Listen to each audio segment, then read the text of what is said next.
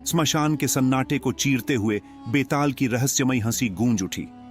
राजा विक्रम, क्या तुम जानते हो कि यह यात्रा केवल तुम्हारी बुद्धि और साहस की नहीं, बल्कि तुम्हारी आत्मा की परीक्षा भी है? क्या तुम तैयार हो राजा?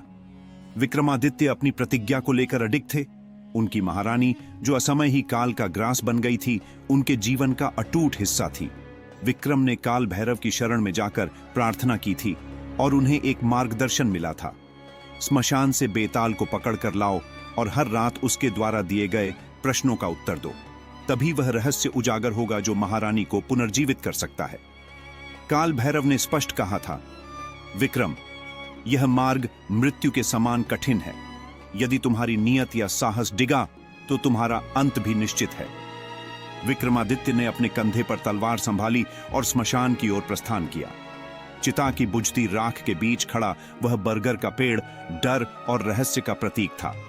पेड़ की शाखाओं से लटकते शवों में से एक शव धीरे धीरे हिलने लगा। यह बेताल था। बेताल ने राजा को चुनौती दी, हे विक्रम, यदि तुम मुझे यहां से ले जाना चाहते हो तो तुम्हें हर प्रश्न का उत्तर देना होगा। यदि तुम चुप रहे तो तुम्हारा सिर फट जाएगा, और यदि उत्तर गलत हुआ तो तुम मेरी दया पर निर्भर रहोगे। विक्रम ने शव को उठाया और उसे अपने कंधे पर डाल लिया। बेताल ने हंसते हुए पहली कहानी शुरू की। एक समय की बात है, एक राजा था जिसका नाम वर्धमान था। उसकी रानी रूपा अप्रतिम सौंदर्य की घनी थी, परंतु एक दिन रानी की मृत्यु हो गई। राजा शोक में डूब गया और उसने अपने राज्य का सारा ध्यान छोड़ दिया। इसी बीच एक साधु ने राजा से कहा कि एक खास यज्ञ द्वारा रानी को पुनर्जीवित किया जा सकता है, परंतु उस यज्ञ में राजा को अपनी सबसे प्रिय वस्तु का त्याग करना होगा। राजा ने सहमति दे दी, लेकिन यज्ञ के दौरान उसे पता चला कि वह वस्तु उसकी प्राण है। अब राजा के सामने दो विकल्प थे, या तो अपनी जान देकर रानी को जीवित करें या अपने राज्य के लिए जीवित रहे।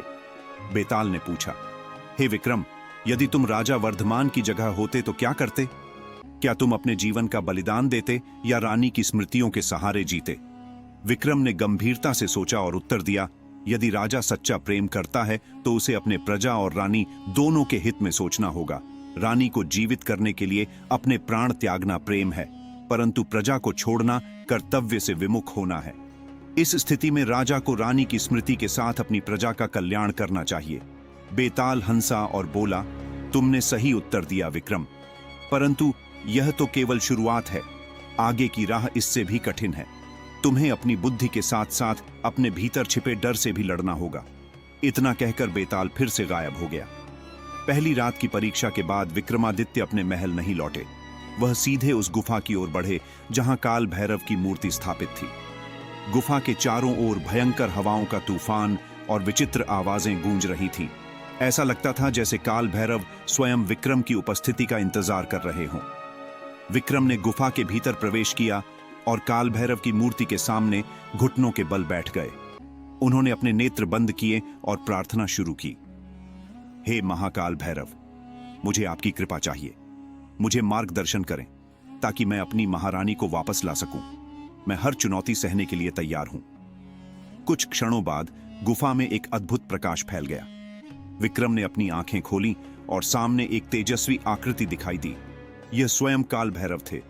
उनकी आंखों से आग की लपट निकल रही थी और उनके चारों ओर असीम शक्ति का आभास हो रहा था। काल भैरव ने गूंजती आवाज में कहा, विक्रम, तुम्हारी निष्ठा और साहस देखकर मैं प्रसन्न हूं, लेकिन ध्यान रखना, यह यात्रा केवल तुम्हारे लिए नहीं बल्कि पूरे मानव जाति के लिए एक उदाहरण बनेगी। बेताल की कहानियां तुम्हें केवल मानसिक परीक्षा नहीं देंगी, बल्कि तुम्हारे चरित्र की गहराई को भी उजागर करेंगी। यदि तुम डगमगाए तो यह अंत होगा। विक्रम ने सिर झुकाकर कहा, हे प्रभु, मैं हर परीक्षा के लिए तैयार हूं, बस मुझे अपनी शक्ति प्रदान करें। काल भैरव ने विक्रम को एक काले रंग का त्रिशूल प्रदान किया और कहा, यह त्रिशूल तुम्हारे साहस का प्रतीक है। जब तुम्हें लगे कि अंधकार हावी हो रहा है तो इसे अपनी शक्ति के प्रतीक के रूप में देखना। अब जाओ, दूसरी रात की परीक्षा तुम्हारा इंतजार कर रही है। दूसरी रात विक्रमादित्य एक बार फिर स्मशान में पहुंचे। इस बार माहौल और भी भयावह था। बरगद के पेड़ की शाखाएं हवा में लहरा रही थीं, जैसे किसी अदृश्य शक्ति से संचालित हो रही हो। चिता की राख हवा में उड़ रही थी और बीच में बेताल का शव एक बार फिर लटक रहा था। विक्रम ने बिना किसी डर के शव को अपने कंधे पर उठाया। बेताल की हंसी एक बार फिर गूंज उठी। राजा विक्रम, तुम इतने आसानी से हार मानने वाले नहीं लगते, लेकिन याद रखना, यह परीक्षा केवल तुम्हारे विवेक की नहीं, बल्कि तुम्हारे धैर्य और त्याग की भी है। क्या तुम तैयार हो? विक्रम ने दृढ़ता से कहा। मैं हमेशा तैयार हूं। अपनी कहानी सुनाओ, बेताल ने कहना शुरू किया। एक समय की बात है। एक नगर में दो मित्र रहते थे। आदित्य और समीर दोनों बचपन से इंसेपरेबल थे, लेकिन उनकी मित्रता में एक भेद था। आदित्य एक राजा का पुत्र था और समीर एक साधारण किसान का बेटा। एक दिन आदित्य के पिता ने आदेश दिया कि समीर को महल छोड़ना होगा, क्योंकि राजा को डर था कि समीर की गरीबी और विचार आदित्य को गलत मार्ग पर ले जाएंगे। आदित्य ने समीर को बचाने के लिए पिता से विनती की, लेकिन राजा अडिग रहे।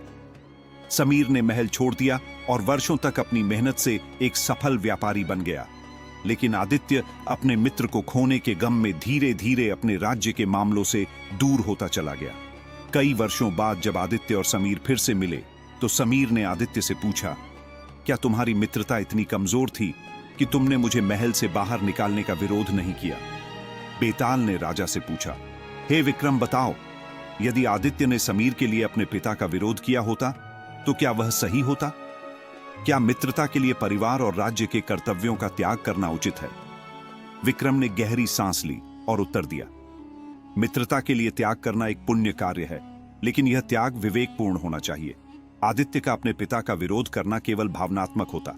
एक सच्चा मित्र वह है जो विपरीत परिस्थितियों में भी अपने मित्र के कल्याण की कामना करे। आद ने समीर को महल छोड़ने दिया, लेकिन यह सुनिश्चित किया होता कि वह बाहर जाकर अपने जीवन को संभाल सके।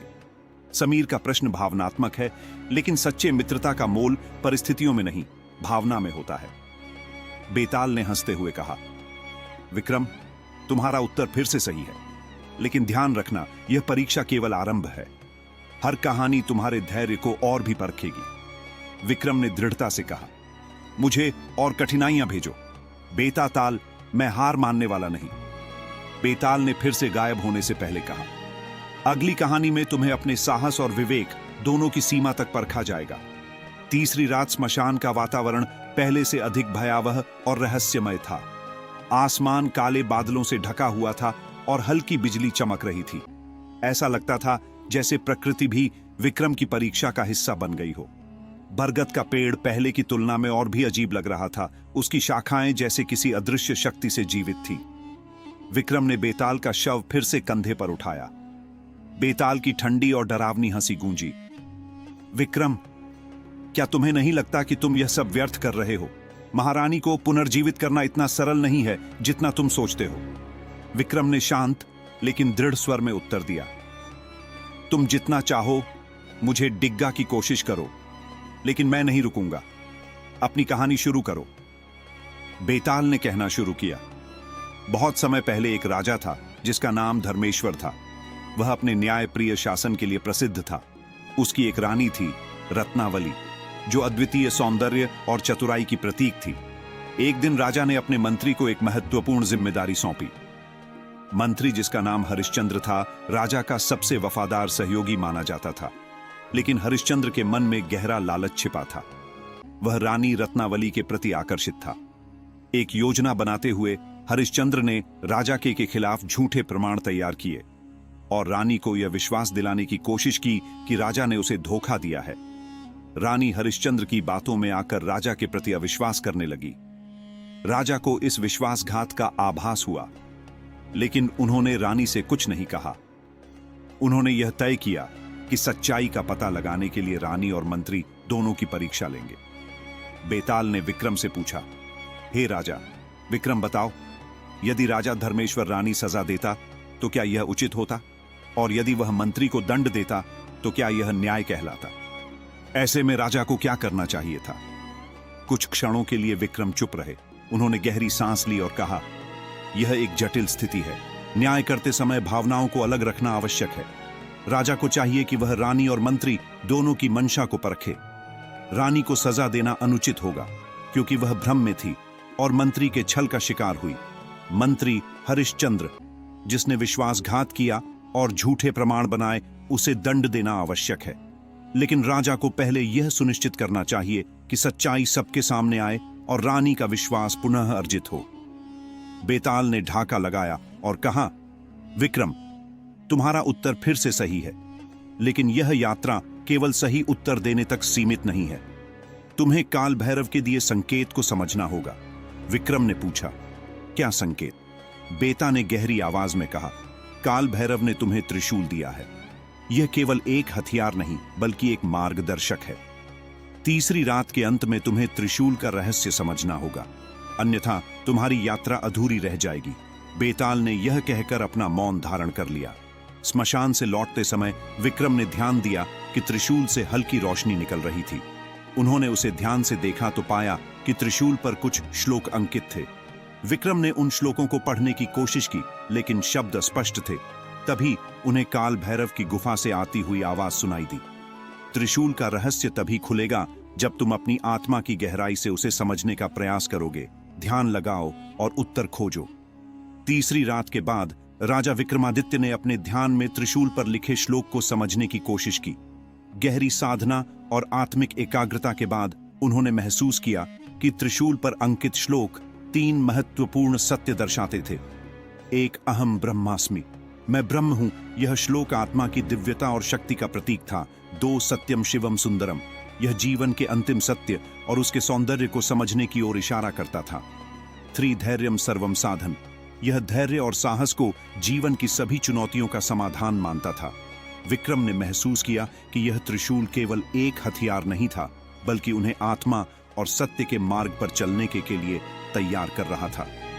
चौथी रात, स्मशान का वातावरण विक्रम के लिए और भी भयावह था। हवा में अजीब सी सरसराहट और पेड़ों के पत्तों की हलचल ने विक्रम के कदम रोकने की कोशिश की, लेकिन उनका संकल्प अटूट था। बरगद के पेड़ पर लटका बेताल उन्हें जैसे पहले से ही देख रहा था। जब विक्रम ने बेताल का शव कंधे पर उठाया तो बेताल की आवाज सुनाई दी, राजा, हर रात तुम मेरे प्रश्नों का उत्तर देकर आगे बढ़ रहे हो, लेकिन क्या तुमने कभी सोचा है कि यह यात्रा तुम्हें कहां ले जा रही है? विक्रम ने शांत स्वर में कहा, मेरा लक्ष्य स्पष्ट है, चाहे जितनी भी चुनौतियां आएं, मैं पीछे नहीं हटूंगा। अपनी अगली कहानी शुरू करो। बेताल ने कहना शुरू किया, एक बार की बात है, एक समृद्ध और शक्तिशाली साम्राज्य था। उस साम्राज्य के राजा अनिरुद्ध अपनी प्रजा से अत्यधिक प्रेम करते थे। उनके शासन में प्रजा सुखी और समृद्ध थी, लेकिन राजा के जीवन में एक त्रासदी हुई। उनकी प्रिय रानी शारदा अचानक रहस्यमय परिस्थितियों में मर गई। रानी की मृत्यु ने राजा को मानसिक और भावनात्मक रूप से तोड़ दिया। उन्होंने शासन की जिम्मेदारी अपने मंत्रियों को सौंप दी और खुद ध्यान और तपस्या में लीन हो गए। लेकिन समय के साथ मंत्रियों ने साम्राज्य में अराजकता फैला दी। भ्रष्टाचार और अन्याय बढ़ने लगे। प्रजा दुखी हो गई और राजा अनिरुद्ध के पास उनकी समस्या लेकर कर आई। राजा ने कहा, मैं अपनी रानी को वापस लाने के लिए तपस्या कर रहा हूं। मैं तुम्हारी समस्याओं का समाधान नहीं कर सकता। प्रजा ने कहा, यदि आप हमारी रक्षा नहीं कर सकते तो हम आपको राजा क्यों माने? राजा एक धर्म संकट में पड़ गए। वह अपनी रानी को वापस लाना चाहते थे, लेकिन प्रजा की समस्याओं को अनदेखा करना उनके धर्म के खिलाफ था। फेताबुन को क्या करना चाहिए था? क्या वह अपनी तपस्या जारी रखते हुए अपनी रानी को पुनर्जीवित करने की कोशिश करता, या प्रजा की समस्याओं का समाधान करने के लिए अपनी तपस्या छोड़ देता? क्या एक राजा का कर्तव्य पहले आता है या उसका व्यक्तिगत दुख? विक्रम ने गहरी सांस ली और जवाब दिया, राजा का सबसे बड़ा कर्तव्य उसकी प्रजा है। यदि प्रजा दुखी है और राज्य में अराजकता है तो राजा का तपस्या करना व्यर्थ है। राजा अनिरुद्ध को चाहिए था कि वह अपने तव्य का पालन करता और प्रजा की समस्याओं का समाधान करता। रानी को पुनर्जीवित करना उनके व्यक्तिगत दहक का समाधान हो सकता है, लेकिन राज्य का कल्याण सबसे महत्वपूर्ण है। एक सच्चा राजा वही है जो अपने दहक को भूलकर प्रजा की सेवा करे। बेताल ने ढाका लगाया, विक्रम, तुम्हारे उत्तर ने फिर से मेरा सिर दर्द बढ़ा दिया, लेकिन ध्यान रखना, हर उत्तर तुम्हें सत्य के करीब ले जाता है और हर उत्तर के साथ तुम्हारी परीक्षा कठिन होती जा। बेताल की कहानी के बाद विक्रम ने महसूस किया कि इस बार स्मशान का वातावरण सामान्य नहीं था। चारों ओर अजीब आवाजें सुनाई देने लगी। जैसे जैसे वह काल भैरव की ओर बढ़े, उन्हें लगा कि अदृश्य शक्तियां उनके कदम रोकने की कोशिश कर रही थीं। तभी त्रिशूल की रोशनी तेज हो गई और विक्रम को महसूस हुआ कि यह प्रकाश उन्हें दिशा दिखा रहा है। वह काल भैरव की मूर्ति के पास पहुंचे, जहां एक शिला पर लिखा था, सत्य और धर्म के मार्ग पर चलने वाले को अपने व्यक्तिगत दुख को त्यागना होगा। यह त्रिशूल तुम्हें शक्ति देगा, लेकिन तुम्हें अपनी इच्छाओं का त्याग करना होगा। विक्रम ने यह पढ़ते ही महसूस किया कि यह संदेश केवल राजा अनिरुद्ध के लिए नहीं, बल्कि उनके लिए भी था। 5वीं रात। स्मशान ने एक बिल्कुल नया और भयावह रूप धारण कर लिया। अंधकार में चमकती आंखें, पेड़ों की शाखाओं से लटकते अजीबोगरीब आकृतियां और जमीन पर रंगते सर्प। विक्रम का मन विचलित हो सकता था, लेकिन उन्होंने खुद को स्थिर रखा। जब वह बेताल के शव के पास पहुंचे तो वह पहले से अधिक शांत दिखाई दिया। यह पहली बार था जब बेताल ने कहानी सुनाने से पहले विक्रम से कहा, राजा विक्रम, आज की कहानी तुम्हारे अंदर की सच्चाई को उजागर करेगी।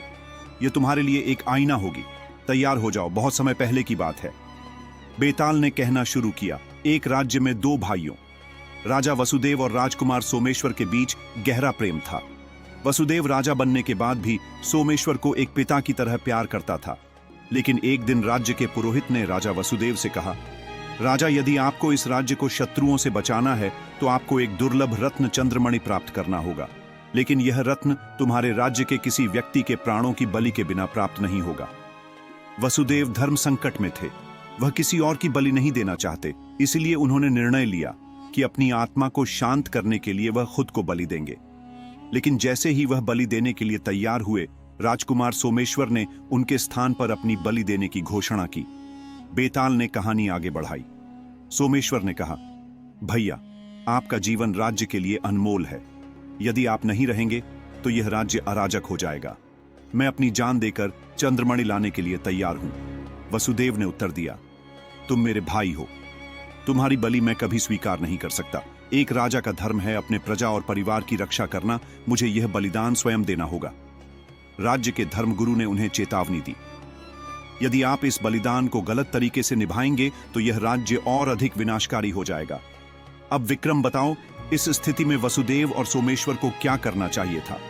किसका बलिदान धर्म सम्मत होगा और क्या बलिदान करना ही सही विकल्प है या कोई और मार्ग भी हो सकता है? विक्रम ने कुछ देर चुप्पी साधी। उसके बाद उन्होंने दृढ़ स्वर में उत्तर दिया, एक राजा का धर्म है कि वह अपने राज्य और परिवार दोनों की रक्षा करे।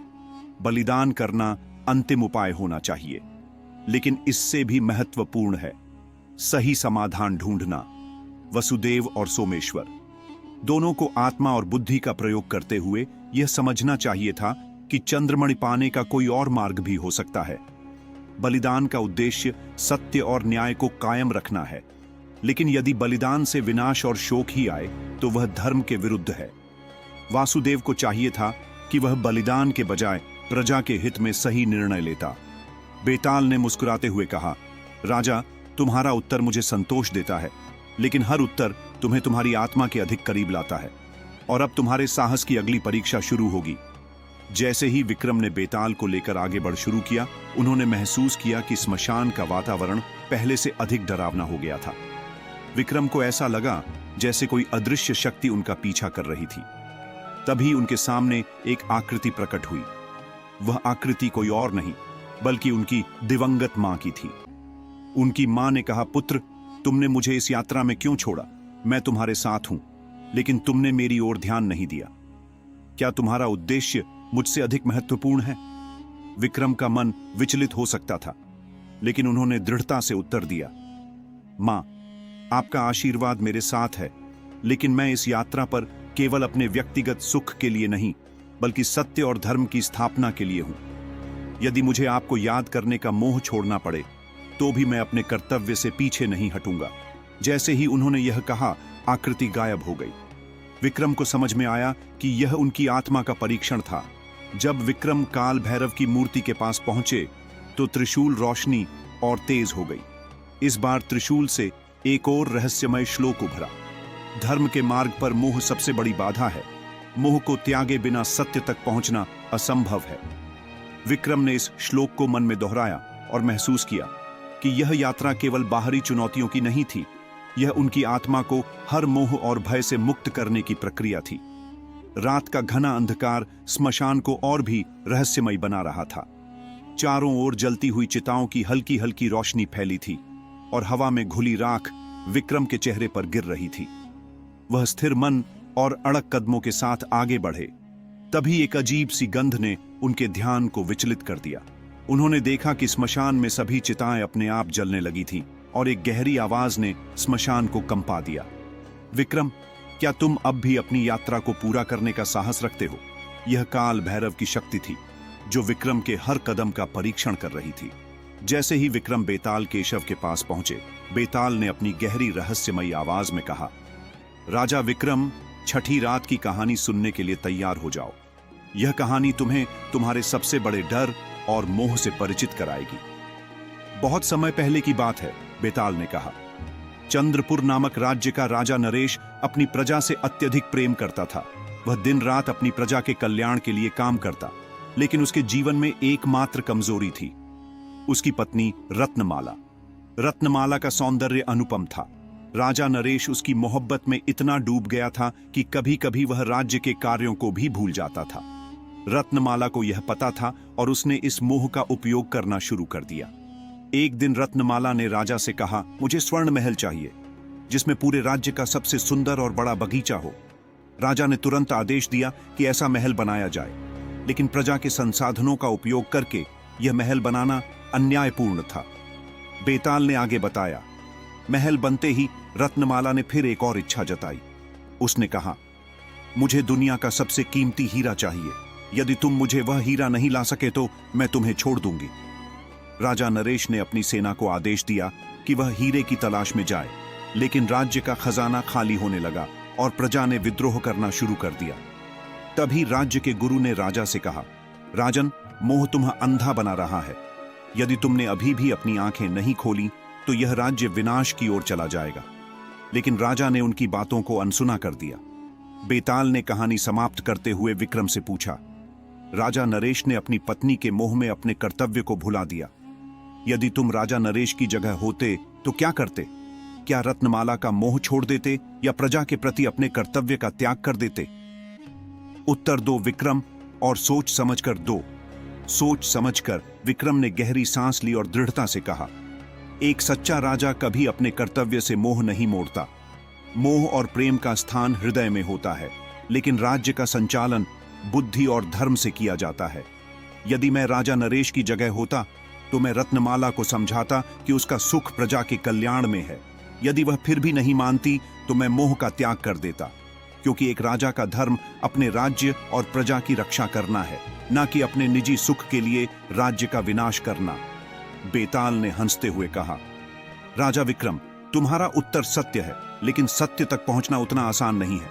तुमने मोह को त्यागने की बात कही, लेकिन क्या तुम वास्तव में मोह से मुक्त हो?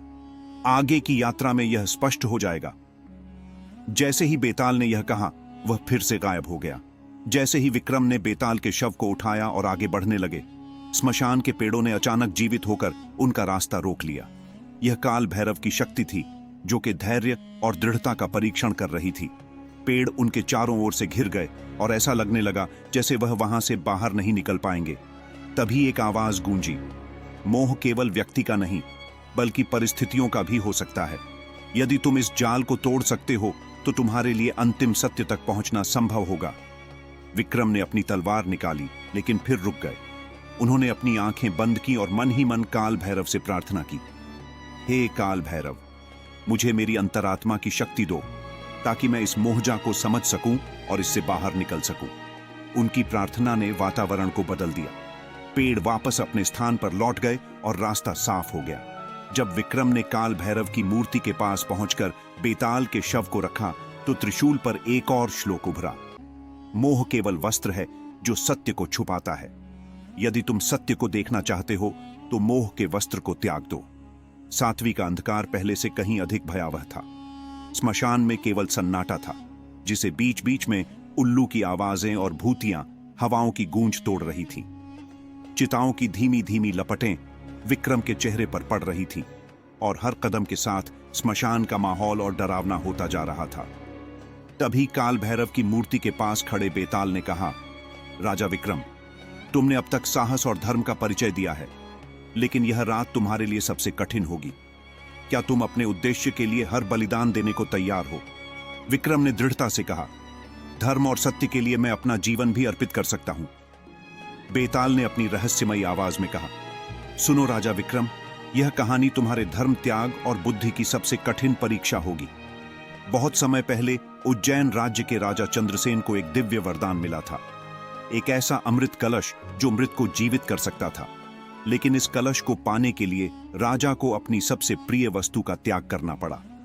राजा के गुरु ने कहा, इस कलश का उपयोग तभी करना जब यह धर्म और न्याय के लिए हो, लेकिन याद रखना, इसका उपयोग करने पर इसे संभाल कर रखना अत्यंत कठिन होगा। राजा ने उस वरदान का उपयोग किया, लेकिन उसके मोह में फंसकर उसने इसका उपयोग अपनी पत्नी के लिए कर दिया। इससे राज्य में असंतुलन पैदा हो गया और देवताओं का क्रोध उमड़ पड़ा। देवताओं ने राजा से कहा, तुमने धर्म का त्याग कर मोह को चुना, अब तुम्हारा राज्य और तुम्हारा जीवन संकट में है। राजा ने देवताओं से माफी मांगी, लेकिन देवताओं ने कहा कि उसे अपने प्राणों का बलिदान देकर ही अपने राज्य को बचाना होगा। बेताल ने विक्रम से पूछा, यदि तुम राजा चंद्रसेन की जगह होते तो क्या करते? क्या तुम अपने राज्य को बचाने के लिए अपना जीवन त्याग देते या अपने सुख के लिए धर्म का उल्लंघन करते? उत्तर दो। विक्रम ने बिना देर किए उत्तर दिया, एक राजा का धर्म उसकी प्रजा और राज्य की रक्षा करना है। यदि मेरा बलिदान मेरे राज्य और प्रजा के कल्याण के लिए आवश्यक हो तो मैं उसे बिना किसी संकोच के स्वीकार करूंगा, क्योंकि एक सच्चा राजा वह होता है जो अपने सुख दुख से ऊपर उठकर धर्म का पालन करे। बेताल ने मुस्कुराते हुए कहा, तुम्हारा उत्तर सत्य है, लेकिन धर्म का पालन करना केवल शब्दों में नहीं, कर्म में भी सिद्ध करना होता है। जैसे ही विक्रम ने बेताल के शव को उठाया, काल भैरव की मूर्ति से एक दिव्य ज्योति प्रकट हुई। वह ज्योति विक्रम के सामने आकर बोली, राजा विक्रम, महारानी को पुनर्जीवित करने के लिए तुम्हें अपने प्राणों का बलिदान देना होगा। केवल तभी वह जीवन प्राप्त कर सकेगी। अब निर्णय तुम्हारे हाथ में है। विक्रम ने बिना किसी झिझक कहा, यदि मेरे प्राणों से मेरी पो और राज्य का कल्याण हो सकता है तो मैं यह बलिदान देने को तैयार हूं। तभी काल भैरव ने कहा, विक्रम, यह परीक्षा केवल तुम्हारे साहस और धर्म की थी। बलिदान की आवश्यकता नहीं है। तुमने धर्म का पालन किया है और मोह को त्यागा है, इसीलिए अब तुम महारानी को पुनर्जीवित कर सकते हो। काल भैरव ने विक्रम को एक दिव्य मंत्र दिया। जैसे ही विक्रम ने वह मंत्र पढ़ा, महारानी की निष्प्रभ हो उठी, उसकी आंखें खुली और उसने विक्रम को देखकर कहा, हे स्वामी, आपने धर्म त्याग और साहस से मेरा पुनर्जन्म संभव किया। काल भैरव की मूर्ति के त्रिशूल पर एक अंतिम श्लोक प्रकट हुआ, जो धर्म पर अडिग रहे वह अमर हो जाता है, जो सत्य का मार्ग चुने वही संसार को प्रकाशित करता है। स्मशान में अचानक रोशनी फैल गई और विक्रमादित्य ने अपने धर्म, साहस और सत्य के साथ इतिहास में अपना स्थान अमर कर लिया। उनकी यह कहानी काल भैरव और बेताल के साथ धर्म और सत्य की विजय का प्रतीक बन गई। तो दोस्तों, राजा विक्रमादित्य की यह कहानी हमें सिखाती है कि सच्चा धर्म, साहस और त्याग ही हमारे जीवन की सबसे बड़ी जीत है। जब हम सत्य और धर्म के मार्ग पर चलते हैं तो कोई भी चुनौती हमें रोक नहीं सकती। अगर आपको यह कहानी पसंद आई हो और आप ऐसी ही रोमांचक, रहस्यमयी और प्रेरणादायक पौराणिक कहानियां देखना चाहते हैं तो YouTube आई स्टोरीज चैनल को अभी सब्सक्राइब करें। हम आपके लिए हर हफ्ते लाते हैं ऐसी अद्भुत कहानियां जो न केवल आपका मनोरंजन करती है बल्कि आपको गहराई से सोचने और प्रेरित होने का मौका भी देती है। YouTube आई स्टोरीज, जहां हर कहानी आपको इतिहास और धर्म के गहरे रहस्यों से जोड़ती है, तो इंतजार किस बात का? सब्सक्राइब करें, घंटी का बटन दबाएं और हमारे साथ YouTube आई स्टोरीज की यात्रा पर चले। अगली कहानी में मिलते हैं जो और भी रोमांचक और प्रेरक होगी। धन्यवाद।